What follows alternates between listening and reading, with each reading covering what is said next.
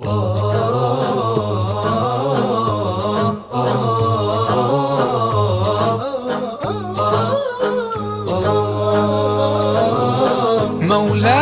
صل وسلم دائما أبدا على حبيبك خير الخلق كلهم. Kasus dari sejarah Kartini itu bagaimana? Kenapa kok sampai muncul Kartini dan apakah memang Kartini ini sepenting yang kita bayangkan dan sampai harus diperingati setiap tahun? Kita akan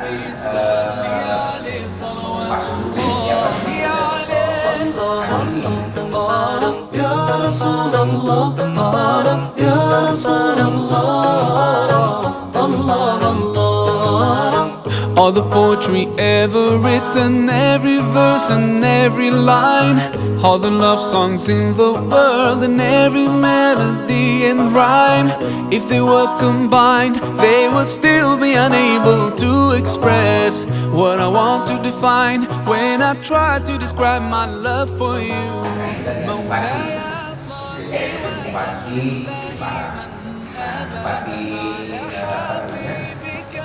Bupati Jepara ini dia menjadikan Kartini sebagai istri yang tepat. Jadi kadang-kadang yang menjadikan Kartini lupa ya, Kartini ini dia istri yang tepat. Jadi kalau mau meladeni Kartini berarti harus setuju dengan poligami.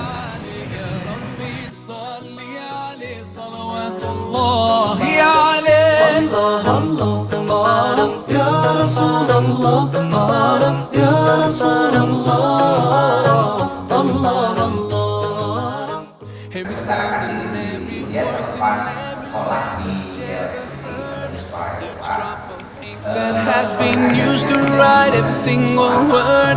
They could never portray everything I feel in my heart and wanna say, and it's hard to explain. Kedua, dengan judul dari Habis Gelap Terbitlah Terang. Sebetulnya itu judul buku yang bikin Armin Pane. Atau yang pertanyaannya begini, siapa yang menerbitkan buku ini? Buku ini berisi surat-suratnya Kartini dalam bahasa Belanda, kemudian nanti oleh Armin Pane diterjemahkan ke dalam bahasa Indonesia.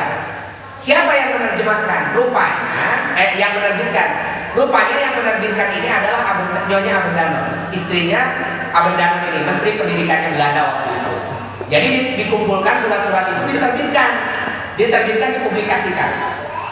Kalau kita melihat siapa yang menyebarluaskan pemikiran Kartini ini, maksudnya tulisan Kartini, kita sudah sangat mudah menduga bahwa ini merupakan bagian dari propaganda Belanda. Jadi kerjaan Belanda sebetulnya, kenapa Kartini kok diangkat-angkat? Padahal Kartininya sendiri dia sudah terjadi perubahan pemikiran dalam dirinya Kartini. Tapi nanti yang disebarluaskan oleh Abendanon di dalam bukunya ini itu adalah pemikiran-pemikiran feminismenya Kartini, pemikiran-pemikiran tentang emansipasi wanita, tentang kesetaraan gender atau gender equality yang ini merusak manusia perempuan dari fitrahnya sebagai perempuan. Nah, inilah alasan kenapa setiap tahun kok ada peringatan Hari Kartini. Sebetulnya ini propaganda siapa?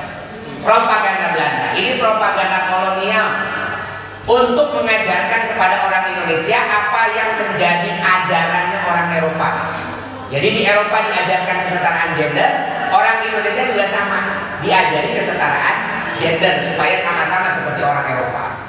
Nah, oleh sebab itu kita harus hati-hati ini ketika kita mengikuti ada peristiwa Hari Kartini dan sebagainya, karena itu sebetulnya propaganda Belanda, propaganda Barat dan di dalam mengajarkan kesetaraan gender atau gender equality. Nah, saya kira ini poin penting ya dari sejarah Kartini. Sebetulnya si Kartini ini siapa? Jadi Kartini tidak pernah menjadi tokoh dari dirinya sendiri. Dia sendiri tidak berpengaruh apa-apa di dalam sejarah Indonesia. Hanya saja kemudian surat-suratnya itu diterbitkan oleh orang Belanda dan seolah-olah Kartini yang mengajarkan kepada orang Indonesia beginilah harusnya menjadi perempuan Indonesia, yaitu harus sama persis dengan laki-laki gitu. Padahal Kartini tidak pernah mengajarkan itu. Dia cuma wajar tuh ya kalau ada orang yang ada remaja ini galau Lalu dia kirim surat ke temannya, biasa kan? Nggak masalah itu kirim surat, ya namanya perkembangan pemikiran juga normal. Yang tadinya punya pemikiran A bisa berubah jadi B, lalu dia bisa juga nanti punya pemikiran yang lain dan seterusnya. Itu kadang-kadang ada perubahan-perubahan dan itu wajar.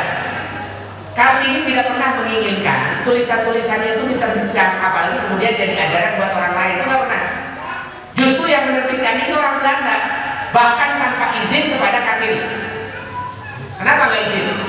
Ya Kartininya kan sudah meninggal. Itu 7 tahun yang lalu. Kartininya meninggal that tahun embraced his noble feet, all that kissed his blessed hands. Ya Rasulullah, Ya Habib Allah, grant us the chance to be with him, we pray.